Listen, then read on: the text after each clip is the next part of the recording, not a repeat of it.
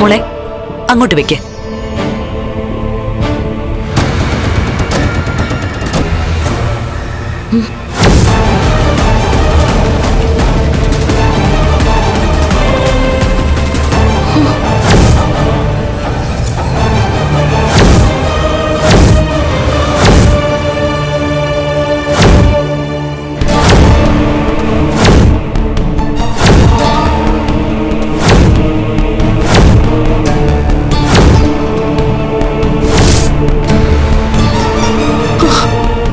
മോളെ ഇത് ഇന്നലെ പുഴയിൽ എറിഞ്ഞോന്നല്ലേ നീ പറഞ്ഞത്?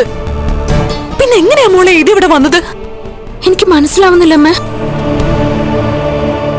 ഈ ഭഗവാനാ അവളുടെ എല്ലാ കാര്യങ്ങളും നടത്തി കൊടുക്കുന്നതെന്ന് മുത്തശ്ശി പറഞ്ഞതുകൊണ്ടാ ഞാനത് പുഴയിലേക്ക് വലിച്ചെറിഞ്ഞത്.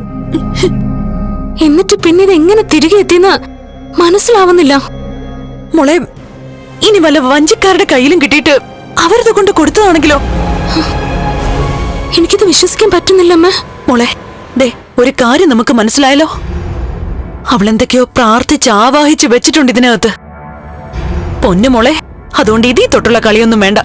മോൾ ഈ വിഗ്രഹം ഇവിടെ എവിടെയെങ്കിലും വെച്ചേക്ക്. ആ